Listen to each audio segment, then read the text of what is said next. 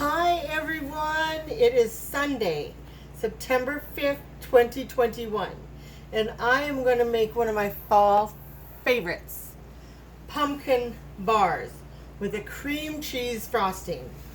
So as usual, I have put my spices, my flour, my sugar, my oil all together.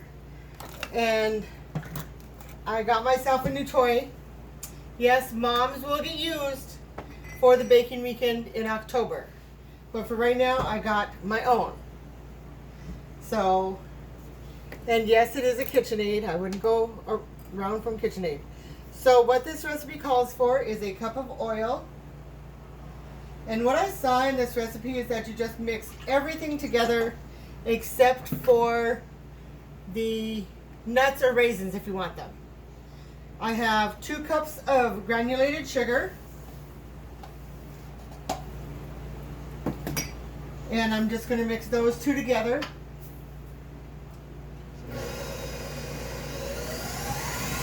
So this is just the sugar and the oil. And then I am going to add the pumpkin. It's 1 can, 15-ounce can of pumpkin. Yeah, these bars are one of my favorite things to make when it's fall.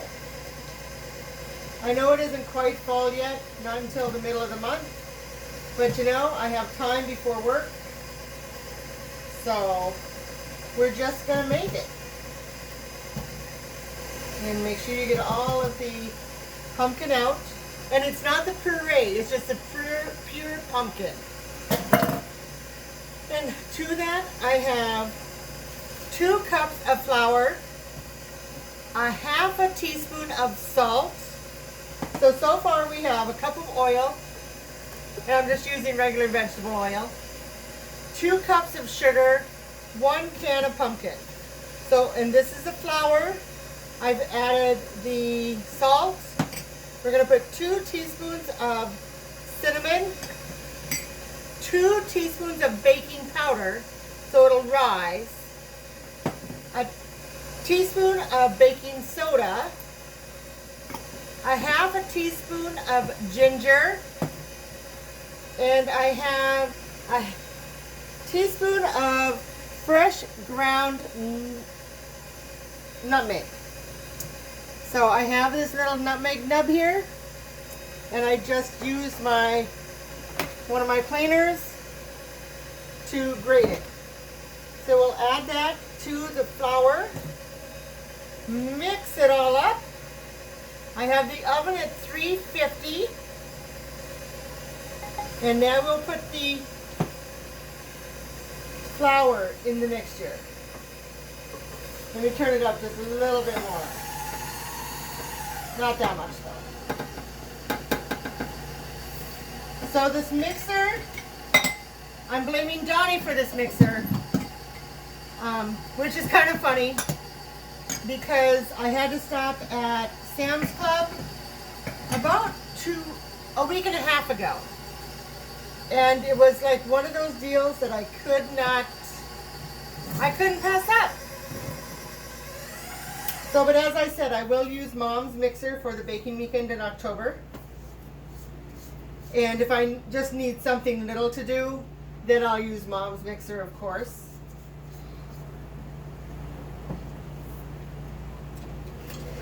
And I haven't had a new mixer in a long time. So I'm just going to let this mix for about 2 minutes. And while that is mixing, I am going to get my half a cup of raisins. Because this particular recipe calls for a half a cup of raisins. So that is what I'm going to put in.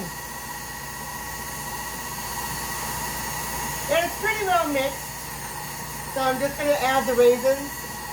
I'm thinking you can add a little bit more raisins if you want, but I'm just adding a half a cup.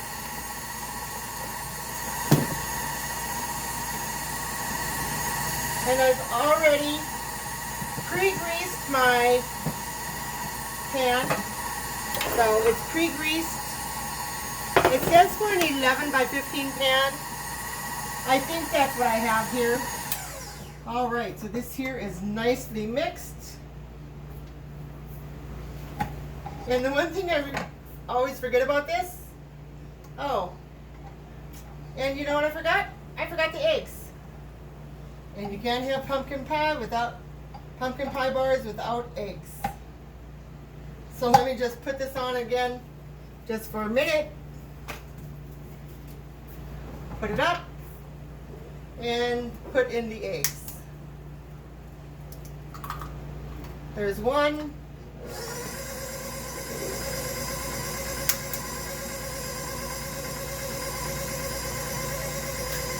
There's two. It does call for 4 eggs.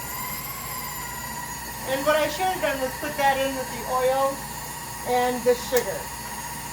But of course, I didn't. There's 3, and here is 4. I know most recipes just call for 2 eggs, but this pumpkin pie bar recipe calls for 4 eggs. Let's just let it whip up just a little bit more.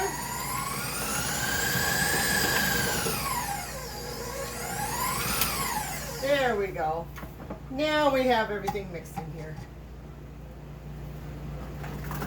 So again, it is 4 eggs, 4 eggs, a cup of oil, and 2 cups of granulated sugar. And then you take and mix that. Then you take 2 cups of flour. I just used all-purpose flour. And to that I added 2 teaspoons of cinnamon, a teaspoon of nutmeg, and I did fresh ground, a half a teaspoon of salt, 2 teaspoons of baking soda, 2 teaspoons of baking powder, a teaspoon of baking soda, and some cloves, a half a teaspoon of cloves. And mix it all up. I will go ahead and just put this in my pan here. And I got one with a handle, a handy dandy handle. So this is going to make my house smell so good. And as usual, I will post this to YouTube, and then I will post the finished product with my video on Facebook. And I'll also put the recipe for the pumpkin bars, and also the recipe for the frosting, which is a cream cheese powdered sugar frosting. Okay, everybody, well, that is it for today. I hope everybody has a wonderful and awesome day. I am going to put this in the oven for about 35 to 40 minutes, see how it's doing.